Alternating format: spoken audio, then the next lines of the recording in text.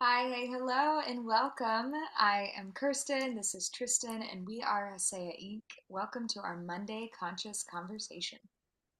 Welcome.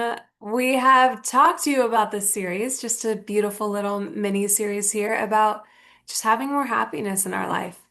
And so these next 5 episodes are just little focused conversations, very simple things on how to experience more happiness. Which doesn't want that? Want that. I'm always opening myself up to experience, happiness more, fulfillment more, alignment more. Are you able to hear me okay, Tristan? I can hear you, yes. I can hear you. So how do we experience more happiness in life? Today, the first focus will be on love. I love love, love.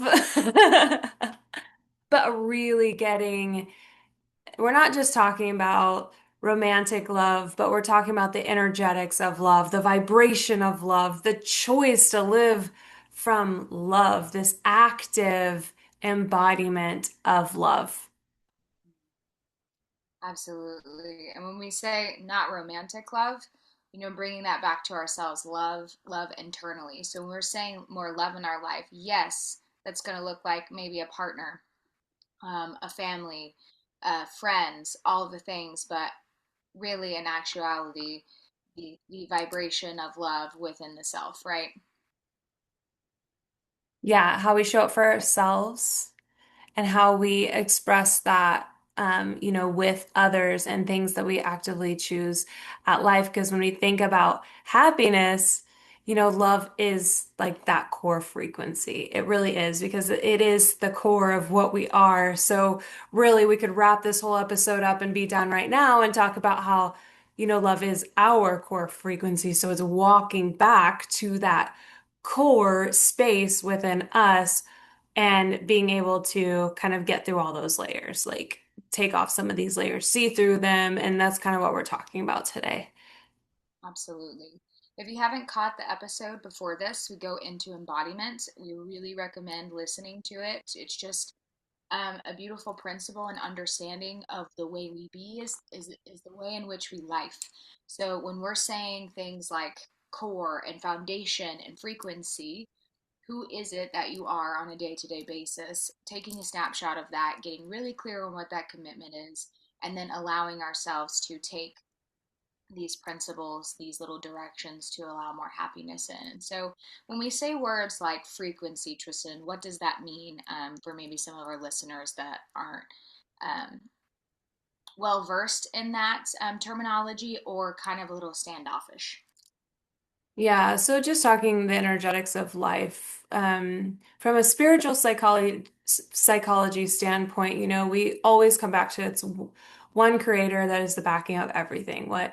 And this energy can be measured within us. It can be measured within everything. Everything has a frequency, everything has energy, high, low, harmonious, chaotic, and that frequency, that vibration of love in full expression, I would say in full expression of spirit, and that means like just wide open alignment is is a beautiful, harmonious, high frequency, and it's smooth, and I can just it's healing. This is what heals everything. This is what transmutes. This is like it's the sauce, and not even the sauce, because sauce is just like what covers things and like makes it taste better. No, it is the coming back to that core, coming back to the everything, and everything else is just the little things that we create, the little perceptions, the judgments, the thing we put the layers of the different frequencies and vibrations that of our thoughts and of our belief systems. Everything has frequency, and I know that like I could keep going to try to explain it, but I think that that will become like quite the conversation. I don't know if that helps us out. Yeah, absolutely. when she says from a psychology perspective, it's and from a science perspective, it's not just this spiritual woo-woo thing that we're talking about that everything is frequency, everything is energy. But they literally different emotions and thoughts and states that we hold in our head hold a frequency. So if we are in like low self-worth talk and hate and judgment, that'd be like low frequency. Okay. We're optimating, we're we're showing up very low optimally. Okay. Higher frequency vibrations, right? When she's talking about being completely open and like expressing, fully as spirit, that's love up here. Is like our highest frequency. So if you're already sitting here saying, I know I want more love in my life, right? I want that aspect of happiness and fulfillment, but I'm waking up every day and I'm in this like low vibrational state of angry or discontentment or judgment or whatever. We've got to let this go. We've got to release it. And we've got to open ourselves up to even just being open to, I'm worthy of receiving more of it. So we're experiencing more of this frequency that we're desiring. Mm. What I heard was, I'm worthy of experiencing this level of love and expression, not dependent on anything that's going on around me. That like the express my experience of love doesn't have anything to do and doesn't come from anything out here. I am worthy of experiencing that overflowing love despite or, during or as I am in the life that I am, instead of looking for, well, I must not because I'm not feeling it from this person. This person's not treating me the way I want to. Like my boss hasn't given me that raise I've been wanting. Like I'm not feeling loved. I'm not feeling that gratitude for my value. I'm not seeing all of that mirrored back to me because we first have to see that here. We first have to open ourselves up here to that essence, the true essence of love, the true self of who we are, the true essence of our backing and what's expressing through us and as us, and everything else is just, layers of protection and conditioning and fear that we've layered on through life. Absolutely. If you take anything away from this call, we want you to know that love is not conditional. And I mean conditional from your own mind, sitting here and telling yourself that I'm worthy of it or I'm not worthy of it. You don't get to experience, ecstatic states of love just because you woke up today and you had a perfect freaking day. We didn't get upset at anybody. We sat in our spiritual practice. We were aware of ourselves. Oh, okay, Tristan, you're anointed with the love today. Great job. It's not a performance thing in which we receive. It is the true essence of who you are. And the same is to be said on the other days, right? Where we wake up and we're giving ourselves shame and judgment because we didn't sit in our practice, or we didn't eat the right foods, or we got mad at somebody, or we were synced in gossip, whatever your thing is, right? That you're like, oh, that's internal. World, life, spirit, universe is reflecting back to us all of the time. We are the meaning making machines. And so, one thing we want to ask you guys today is, how do you know that you've, shifted out of it, right? How is something really tangible that we can measure? I'm experiencing more love, I'm more in this core frequency, or I'm not. Yeah, there's a big difference between like that contracted feeling that we get, that resistant feeling that we get. I mean, you can immediately go there, right? On days where when your expression of love of your towards yourself, and we're just going to start with ourself because um, well, it's not one or the other. It's the way we actively allow love to flow through us, okay? And when we start putting contingencies and there's judgment and there's stories that we have and commands, we like contract, right? And we like constrict and we control where the love is received from, where it's given, how it's given. Oh, like, not loving you right now. I'm not loving myself right now because we're not gentle on ourselves about our emotions. We're we're making meaning. We're making these really harsh evaluations of everything because we're making everything mean something about ourselves through our lenses of these belief systems of, not being enough and not being worthy and being abandoned or whatever. And so you can think about it. Like, what does it feel like even in your body when you are just in harmony and you are just wide open loving, okay? Okay. So there was this immediate, like, oh, it feels so open. I gotta protect myself. Mm. It's dangerous. Did you feel that? It was like, oh, open. And then it was like collectively or whoever's on this call was like, no, but I gotta protect myself. That's dangerous, Tristan. That's dangerous. And that's trauma kicking in. That's old belief systems kicking in, but we'll continue to contract. We'll continue to try to be the gatekeeper of the love because we're not allowing for new possibilities because we're making everything, a compilation of the past. So that to me is how I see it, right? And I can notice it. Everything there's a lot of judgment, there's a lot of this because I'm not actively just loving in that compassionate, non-judgment state. I'm judging every little thing, right? I can tell when I'm out of sync, and that's when I gotta look at myself and what's where, hold on, is this it? Like, what have I done right now? Maybe that I'm judging myself a little bit. Um, or, what's going on? What's coming up for me? What am I making something mean right now? Yeah, absolutely. And so what I'm hearing you say for, our listeners and our sisters, right, is how do they know that shift is first creating that association and that relationship of what love means to them in their body, having that foundation first. So spending time, in your spiritual practices, in your meditations, in your tools that you do on a daily basis that allow you to feel more connected and more aligned so that you can recognize when you've shifted out of it, right? And when we're in that Yeah. different, yeah, for sure. Yeah, if you're not ever sitting in it and and you haven't really experienced it, a lot of people haven't really experienced it. That's something that like when we completely just take care and love on that nervous system so that nervous system can shift and we can actually get into like a clear thinking. Like at our events, we've had people just like by the end of 4 hours of prayer, meditation, maybe trauma work, breath work, yin, yoga, sound bath. It's like I've had people say like I experienced God.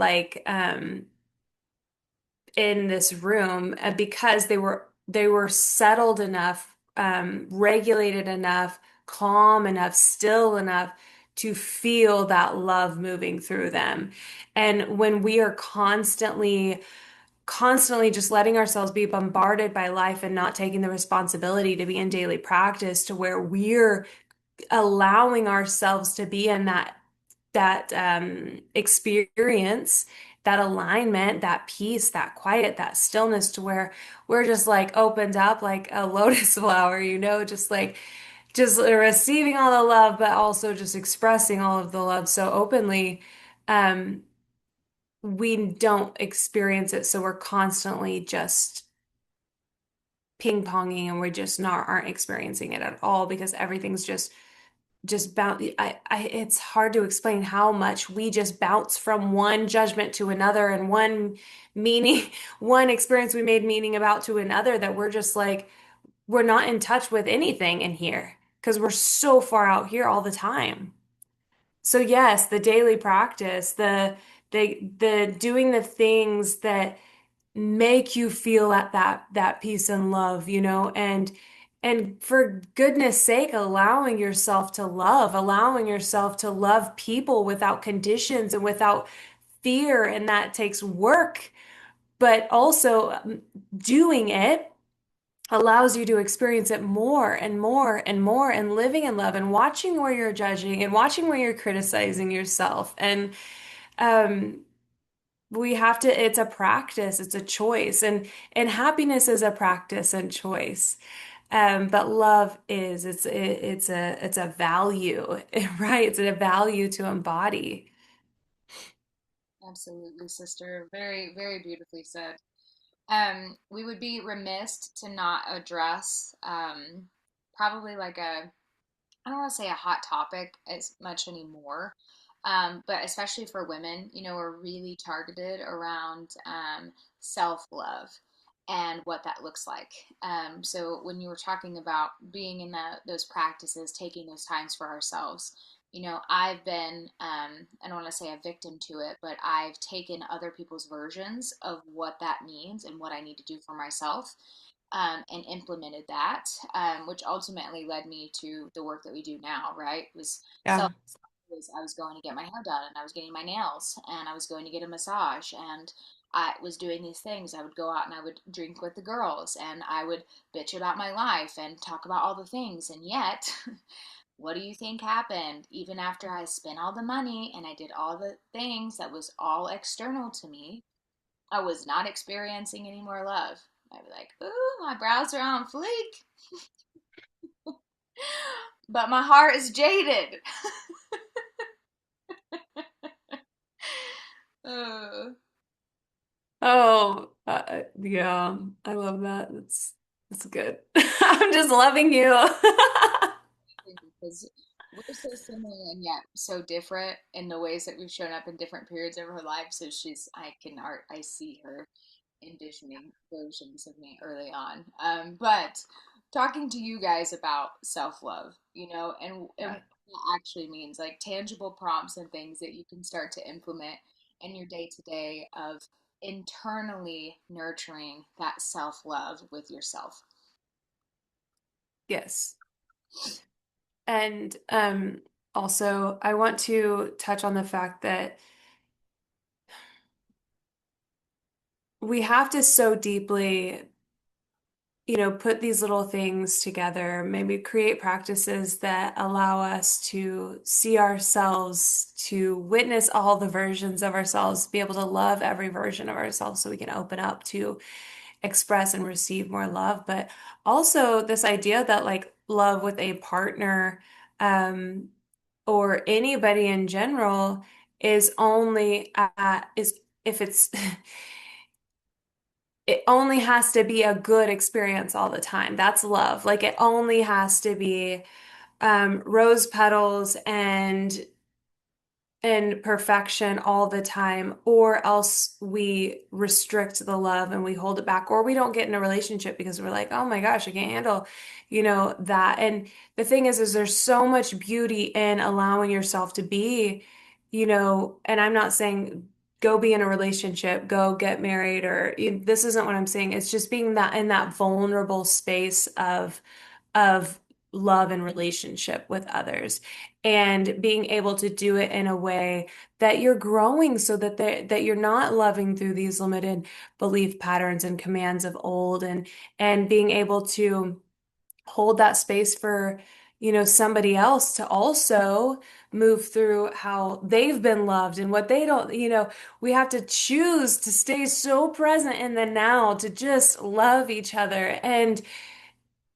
it's the greatest medicine. It's so important. And we do a lot of loving others with one foot in, one foot in, one foot out, because it's like the yeah, but, when they're having a bad day, like, or yeah, I'm going to stay right here in case like I see any sign of the fact that I'm going to get hurt, I'm going to bounce, I'm going to leave first. And so I just feel like, and friendships and community and romantic, that we need to get both feet in and we need to get both feet in with ourselves too. That means even on our worst days, even on the days where we did react to our children, because we're all together every single day, all the time. And, the nervous system sometimes needs a little more support.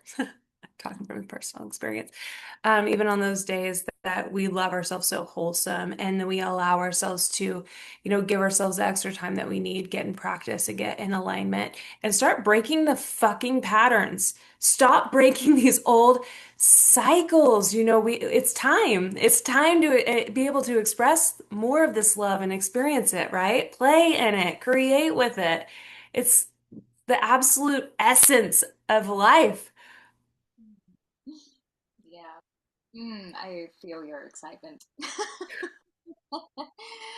Oh, so what does that look like? And how do we actually allow ourselves to do that on a day-to-day basis?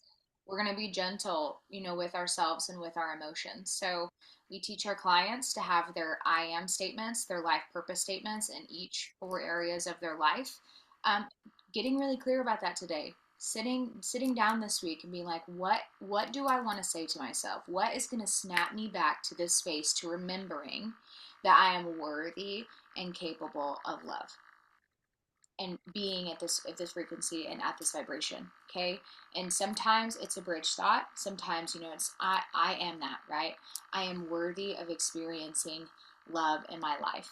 I am worthy of loving myself. In that moment, we're not feeling it. We have all of these stories coming up. I just yelled at my kids, I didn't get these things done, etc., etc., etc. I am open to remembering how worthy I am of receiving love and sitting in that space. And sometimes it's uncomfortable. Trust me, especially when we are upset and emotions are high. But sitting there and repeating that to yourself, placing your hand on your chest, breathing in deeply and connecting to that safety, that invitation that's always there. And then just allowing spirit to do what spirit does for the shift to happen. There's an amazing book that we have our clients read, and it's The Honeymoon Effect.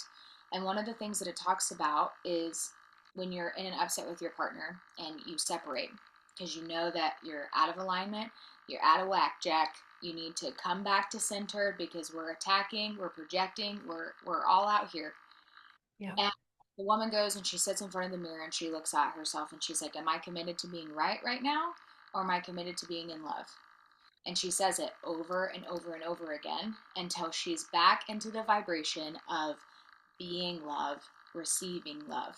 She goes back into the room. She sits close to her partner, even disgruntledly, maybe puts the hand upon the lap, just touching and just being there and remembering, I fully love myself. I fully love you.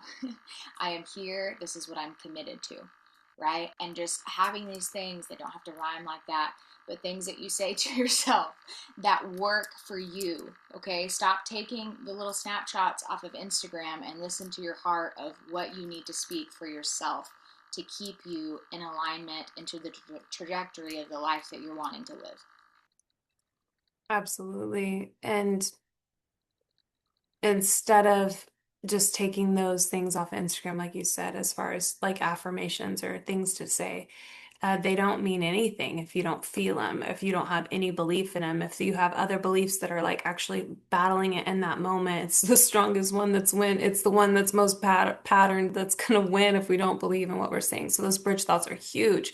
So you need to really, really know, okay, I am worthy of love. Oh, I do not feel that. I am open to seeing my worthiness. I am open. I am open. I am open. Then you're opening yourself up. So at that point, you're telling yourself, I am open to seeing more and experiencing more love and seeing myself. Those bridge thoughts are huge. So some of those micro practices she said, taking that deep conscious breath, that deep breath. I tell everybody a pause will do you nothing but good, okay? It gives you the opportunity to choose. So at that point, after you've taken the breath and you've moved forward, you have to understand you made the choice at that point. You had the pause. You said, I'm either going to spiral and create chaos, or I'm going to remember who I am and what my truth is, what love would choose, or whatever. Okay, so after you've taken that breath, you need to understand you're taking full responsibility of you've had the pause to think it over and to choose how you react. Okay, placing your hand on your heart, like Kirsten said, like just getting, you're just placing right there at that heart space. You're kind of bringing your attention back here in here instead of up in the head where we start to spin all these stories around, asking ourselves what would love choose here, instead of, I need to be right because that's my worth and that's all I've ever seen happen in relationships. It's just like, yeah, but what would this really deep-seated, grounded, embodied love like choose in this moment? Softening our tone. It's not what you said, it's how you said it. There, that's absolutely true because our tone is a frequency. Our tone is a frequency that matches the emotion and the belief systems going on behind it. It's boop, boop, boop, boop, boop, going back to these identities that we're holding. So that tone is a representation of a vibration, and that's why it will bring out certain, mirroring behaviors, just with a tone. It's very important. Just noticing where we're judging, noticing where we're judging ourselves, noticing where we're judging others, we're making meaning, and checking in with our body. Where am I tense? When it comes to love and it comes to receiving and giving, and um, you can, like me personally, like my body will like tense up, and then the next day I'm like, golly, like what did I do? I didn't go to the gym, like what's going on?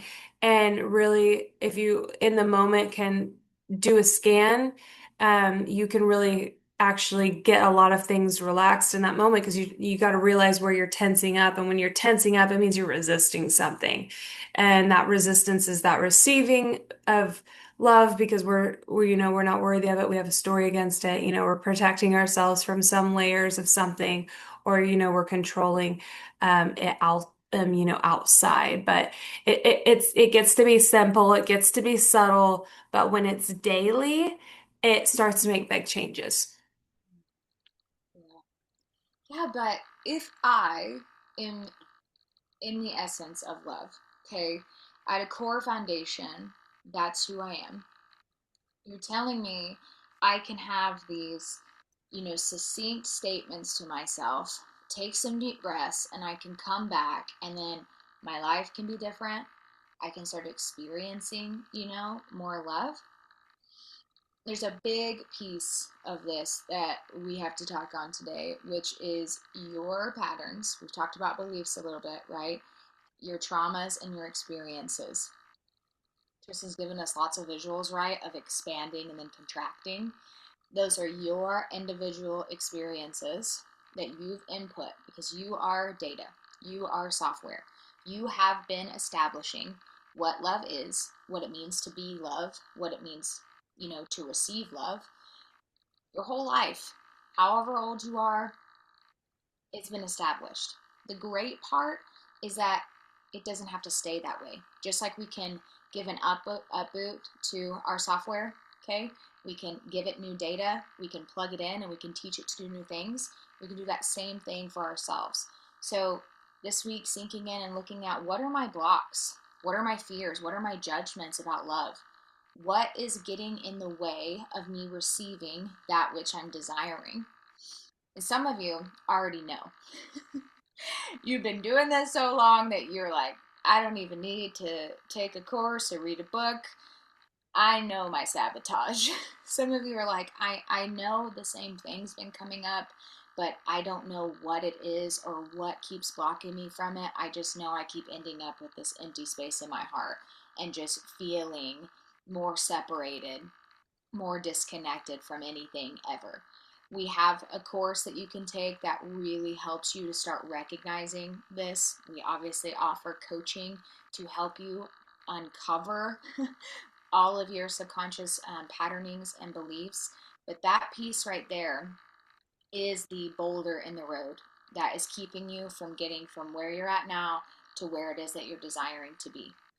Awareness is one thing, but then removing the charge, removing the stories that you feel when you feel like these things are perpetuating in your life is that whole other beast. And I say beast because it's a conscious choice. It's a decision. When Tristan says when you take that pause and then you decide who you're going to be, you get to this space where you know you are choosing to perpetuate chaos. She said it, chaos. Um, I don't know if this kind of stuff is in y'all's feed, but I see it frequently. It makes me laugh. But it's this comparison of when my unhealed version, what is over here wants to react, and there's always some like rap song that's over the top of it, and it's so real and it's so visceral because it just exists there under the skin. Oh, I could have the clap back. I could have the things to say, or what am I committed to? What am I going to declare? Who am I going to be? So that we are actualizing these shifts and the changes in our life that Tristan was just speaking about today. Yes.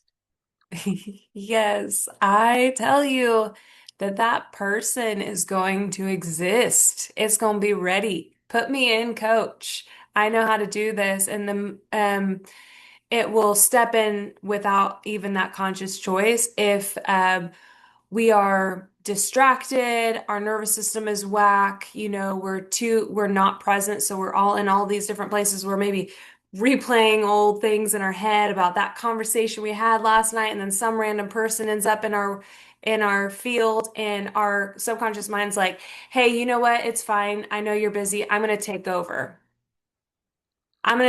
with this response to, your husband asking where the ketchup is in this moment, okay? Because I know you're busy. And it's like, put me in, coach, because you're too distracted. You're not present enough to make a conscious choice of how to respond to somebody. It's, the head hat gets turned back. I can see myself. I can see myself in so many versions. But, she gets to also be a part of your life in a way that is unlike anything else. She's not the problem. She's the ego that has been built and perfected to protect ourselves, right? To protect us. She just wants to protect us. So when we start to love her and heal her and let her be a part of things in a healthy manner, it's beautiful when we merge these things, and we create these new pathways neurologically to be experiencing life different, not expecting the other, but expecting something different, taking the pause and responding different to start creating new neural pathways that way, new experiences. It's all about what we're committed to. If we're committed to staying, on autopilot and keep redoing the cycles that we're like so over within our relationships and love. And I know we're getting a lot into psychology too, but with this simple talk about love, but um, we really come down to being present and choosing new, having the breath, creating practices, nurturing ourselves and loving ourselves through ways, and healing ourselves through allowing ourselves to love others. When love is moving through us, and it's radiating as it already is, and we're taking off the armor and things that we've put on there, and it's radiating more intensely and wider and bigger. It's recalibrating everything, every cell of the body, every cell of the bones and the tissue, because gosh, it manifests in the body in such wild ways that we've just been you know treating and managing these symptoms of us not being having so much energetic clump in our chaos in our system. And when I just see us being able to love others and love from a place that's so far beyond our comprehension, and letting it recalibrate, letting ourselves then be loved that way, it's huge. I don't The way I saw it, I don't know if it came out of my mouth the way I saw it, but just let me know. Let me know how you're doing over there.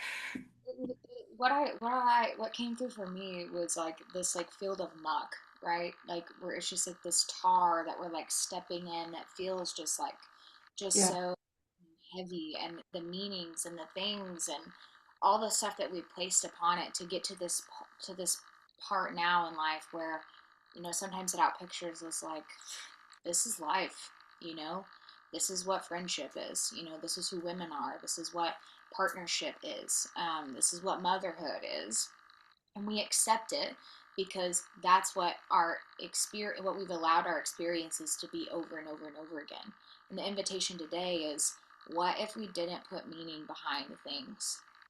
What if today instead we committed to patience and peace and stillness and connection and opening ourselves up to the possibility of what is, extending thy faith, and then allowing that miracle that is our birthright, that is the essence of us literally being alive today, right?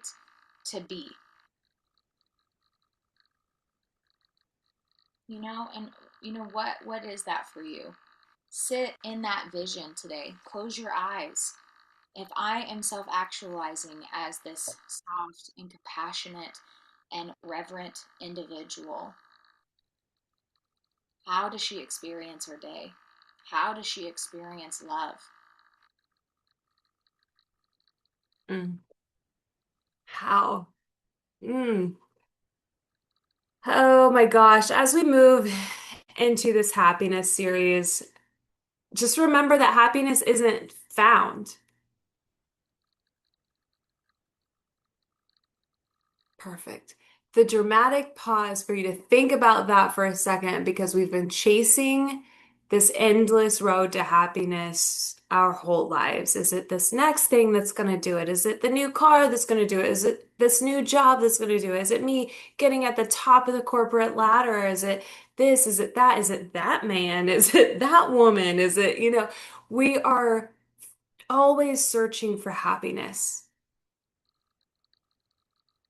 It's practiced. Happiness is practiced. Happiness is something that we practice the elements that allow us to feel that emotion and that experience more and more and more, right?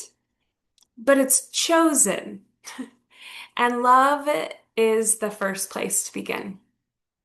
So this week, choose one micro practice of love, one moment where you return to the presence, the compassion, or the softness, allowing yourself to really choose that and be in it. It's for you. It's for you to experience more love. It's for you to experience more happiness instead of contingently getting to experience it when everything is just right and everybody just is right, okay? Please join us next Monday. We're going to move through the next step of this. This is fun, very simple things that are kind of the core pieces of happiness, more happiness in your life, and then the way that we can help you because this isn't ours, but how we can help you get to these places and experience these places more fully is how we support you with these 5 essential ways to experience more happiness. So if you're loving these episodes, share them, message us with your big takeaways. We're here with you and for you. Let's experience more happiness together. Let's play. We love you.